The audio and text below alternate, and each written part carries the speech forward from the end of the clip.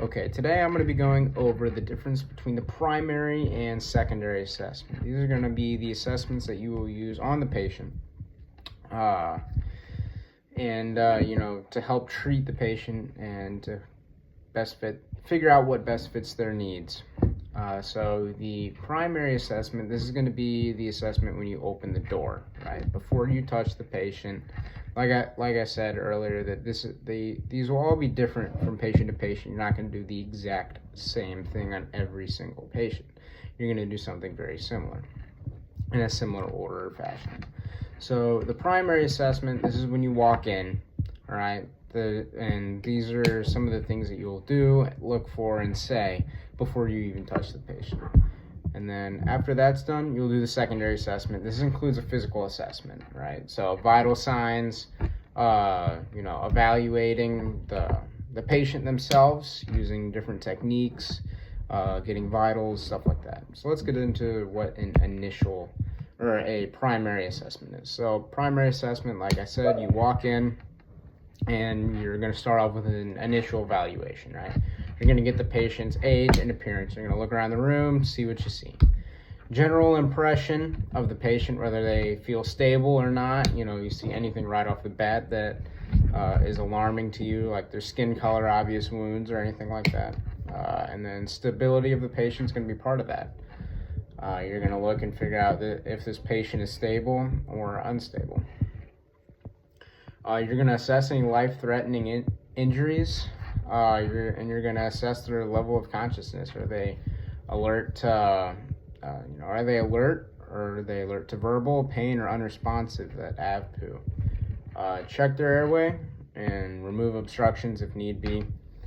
Check their breathing, circulatory, and a brief neuro evaluation. Now, this is just a brief neuro, so you're just going to look at their level of consciousness. Are they alert to oriented person, place, time? Maybe look at some pupils, right? Motor, speech, function, stuff like that. And the last part of it is you're going to look for exposure, and you're going to expose the body if need be due to trauma, and expose the body part.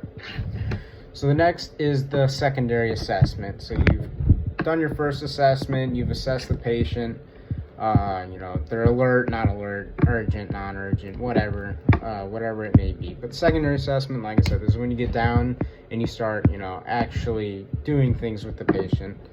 And examining the patient specifically. So let's talk about some of these techniques that you're going to use to examine the patient. And this is going to be inspection, visual assessment, palpation. This is when you use hands and fingers to assess texture, masses, pushing on the body, see if you feel resistance. Percussion, this is when you tap the back of your finger to detect air or fluid in the tissues. And then auscultation, that is when you use your stethoscope to listen for body sounds, all right?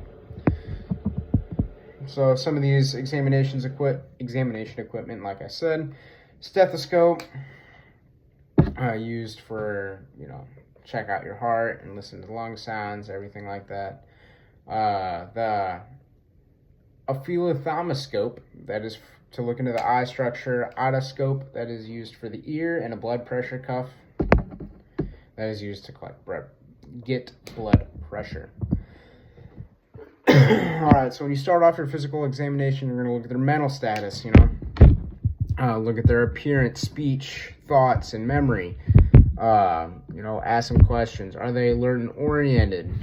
Do they, assess their posture, their gait, movement, all of these things to figure out their mental status. Then you're going to look at a general survey. And you're going to look for, major distress signs that you would see. Some distress signs would be labored breathing, wheezing, and a cough. That would, be something along the lines of cardiorespiratory call. So a patient that's in pain is going to be wincing, guarding, or sweating, nervous. That's going to be someone who's going to have signs of pain.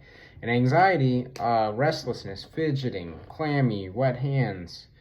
Those are all going to be signs of anxiety. So you're going to look at their state of health. Do they look sick or do they look normal? You're going to be able to look and see if they look strong or look frail. You're going to be able to assess this by the skin and the body build Do they look like the right height, weight, size for their age, along with their skin? Is it pale, normal, cool, clammy? Alright, and then at this point you're going to collect vital signs and make sure that they are in the average, make sure that they are healthy vital signs and in what they should be. Check the atomic regions, the skin for texture and turgor, and eyes, ears, nose, mouth, throat. You're going to check them real quick, make sure they can move their eyes in all the 6 cardinal directions.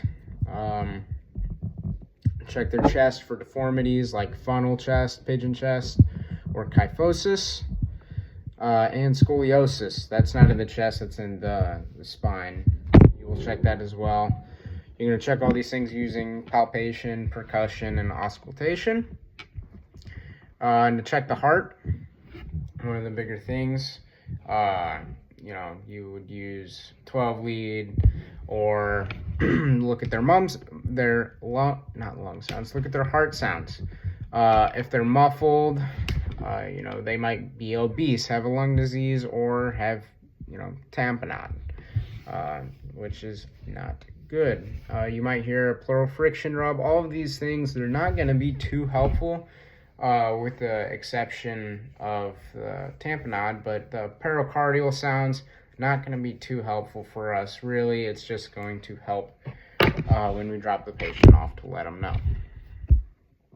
All right, and that was the difference between a primary assessment and a secondary assessment.